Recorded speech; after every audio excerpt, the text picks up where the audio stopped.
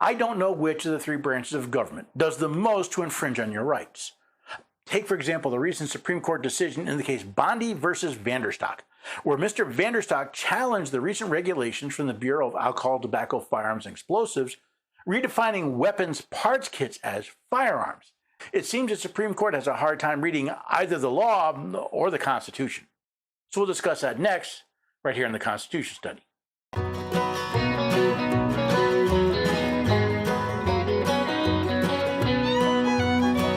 Neighbors and have a few good friends. Every day we're everyday Americans. Oh, every day we're everyday Americans.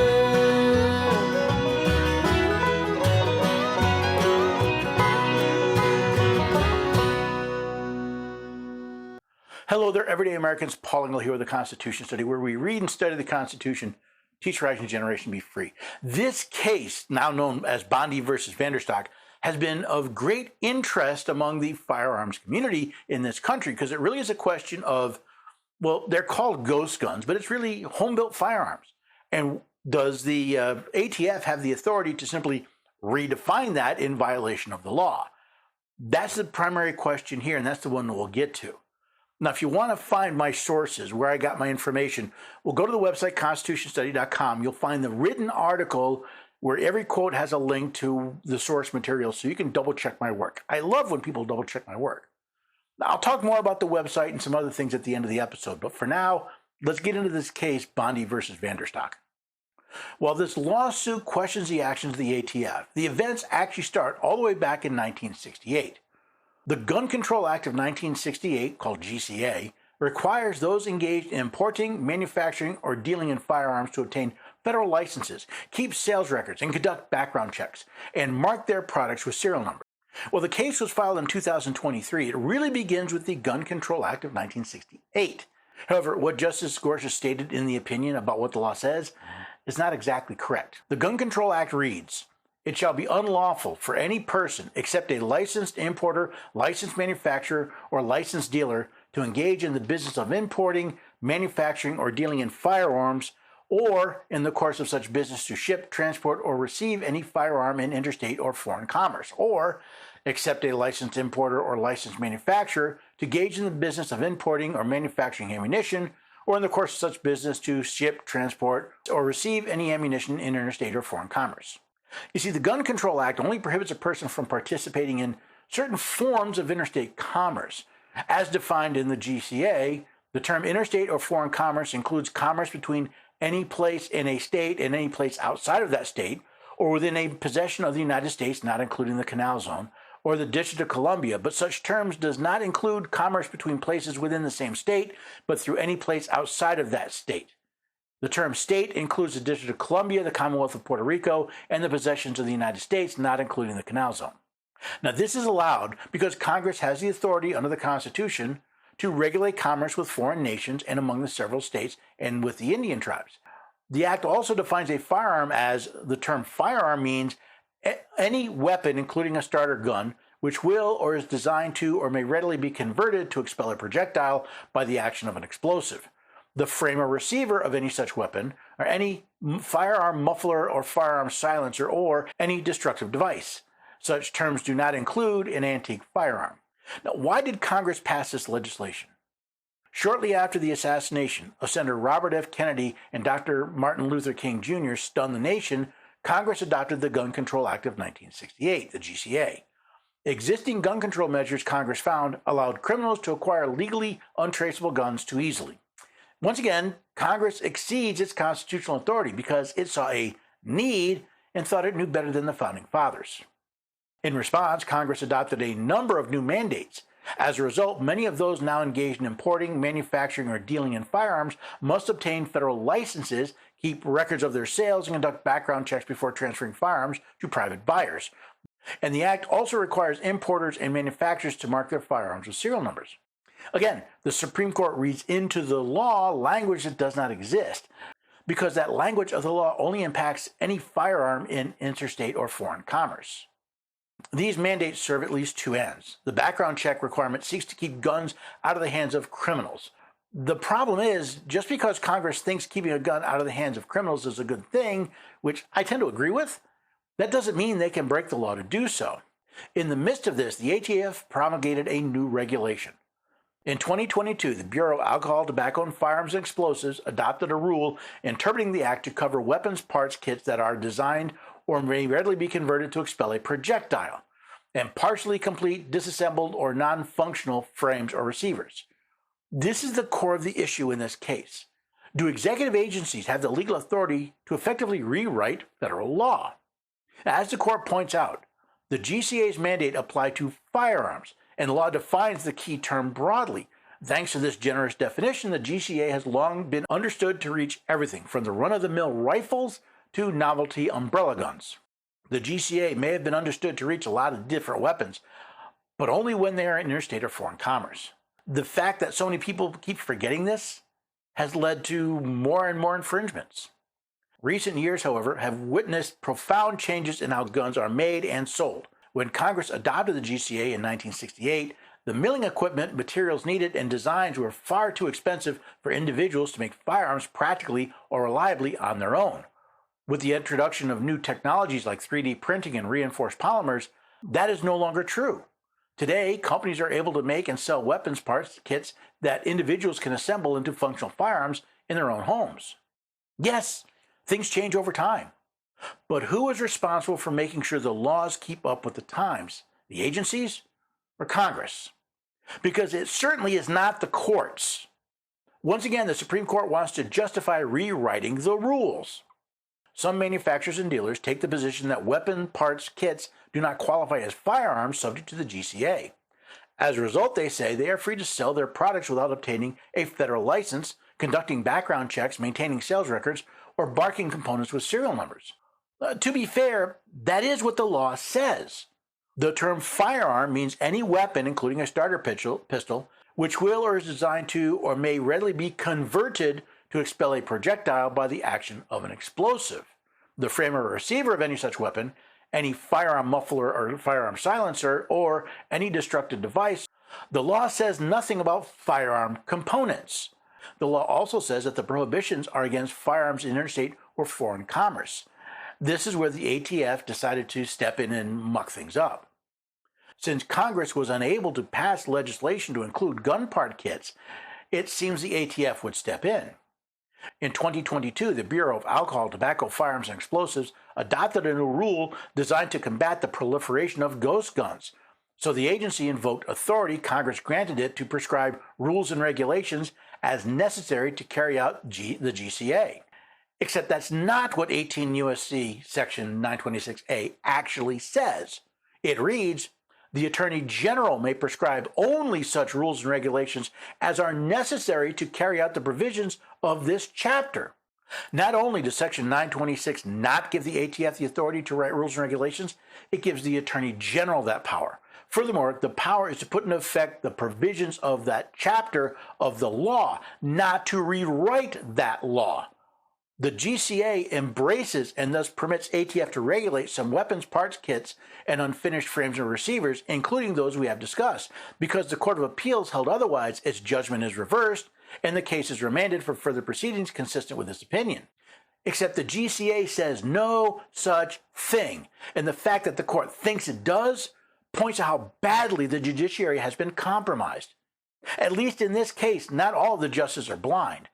Justice Thomas disagreed with the court. He summarized his dissent in his opening paragraph and again in his closing paragraph. The government asked this court just last term to rewrite statutory text so they could regulate semi-automatic weapons as machine guns. That's Garland versus Cargill. We declined to do so. The government now asks us to rewrite statutory text so that it can regulate weapons parts kits. This time the court obliges. I would not.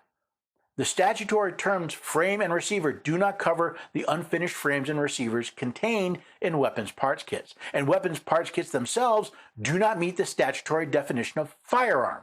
That should end the case. The majority instead blesses the government's overreach based on a series of errors regarding both the standard of review and the interpretation of statute. I respectfully dissent. Justice Thomas points out that just last term, the court declined to allow the ATF to rewrite the law. then this term they do. The mere fact that the ATF regulations redefine the word firearm should end the case. Instead, the court blesses the ATF's overreach, and I'm not entirely sure why, as Justice Thomas stated in his closing paragraph. Congress could have authorized ATF to regulate any part of a firearm or any object readily convertible into one, but it did not. Now, I would adhere to the words Congress enacted. Employing its novel artifact noun methodology, the majority charts a different course that invites unforeseeable consequences and offers no limiting principle. I respectfully dissent. As Justice Thomas pointed out, Congress could have authorized the ATF to regulate any part of a firearm, but they did not. By ignoring the law, the Supreme Court has opened up a myriad of unintended consequences, most of which we won't know until it's too late. Justice Alito also wrote a dissent, but for mostly technical reasons. Once again, it appears that justices of the Supreme Court have substituted their opinion for the law. As the court said in the case Marbury versus Madison, it is emphatically the province and duty of the Judicial Department to say what the law is. Those who apply the rule to particular cases must, of necessity, expound and interpret that rule. Except in this case, the court didn't expound on the law, but apparently couldn't even be bothered to read the law. For example, the law clearly states its prohibited actions regard any firearm in interstate or foreign commerce. The law grants the Attorney General, not the ATF, the power to write regulations to fulfill the law. And nowhere that I'm aware of does the law grant others the right to define terms in the law. Then there's a point made by Justice Thomas. The court that seemed so concerned with precedent ignored the precedent it had established in Garland versus Cargill in the previous term. A precedent to follow the law as written by Congress, and now decides it's perfectly fine for unelected bureaucrats to rewrite federal law. Not only has the court gotten it wrong when it decided this case, it completely inverted the legal structure of the federal government. According to this court, Congress can overrule the Constitution of the United States, executive regulations supersede U.S. law, and the whims of the court supersede all. Is it any wonder that people don't trust our so-called justice system anymore? This is why I say we don't have a justice system, and this court just helped prove me right. Now, I'm sure some of you will be saying, but Paul, you didn't even talk about the Second Amendment. Exactly. This is not a question of the Second Amendment. It's a question of the powers of the executive branch to rewrite federal law. And the court, they mucked it up. They made a mess of it. They screwed up. And I know no other way to put it. But yet we're going to have other courts looking at this court saying, well, sure, executive branches can rewrite the law. You did it in Vanderstok, which basically says they've overruled their previous precedent in Garland versus Cargill. Will this court make up its mind? Even worse, by ignoring the actual text of the law, well, this court has come to a really bad decision. In fact, I might even say behave badly.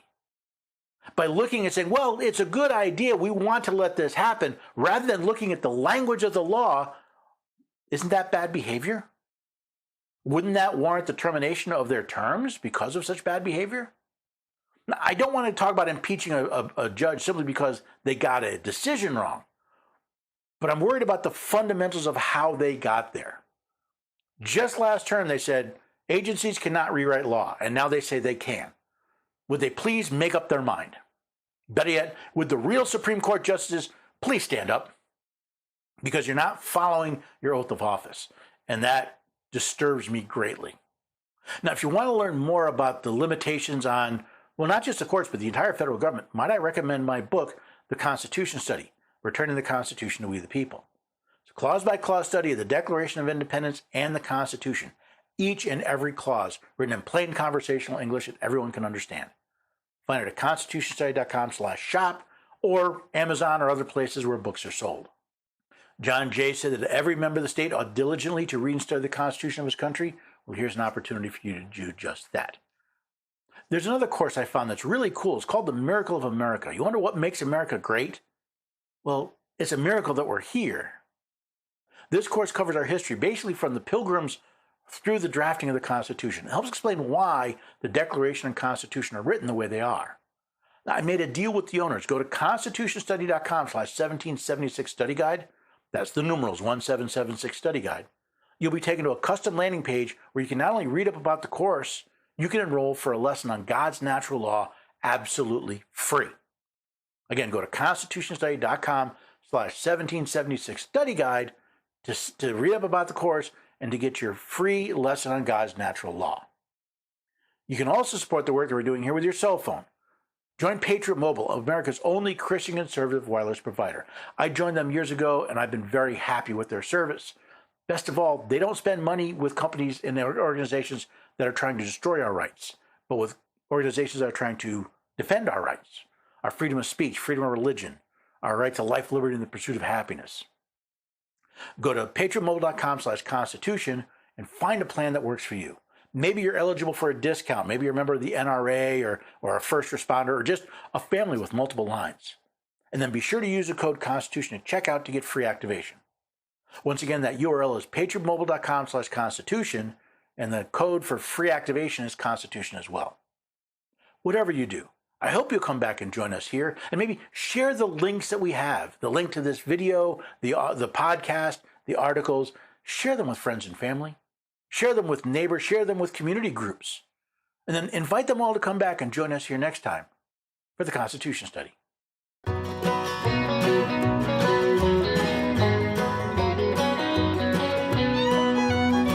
your neighbors and have a few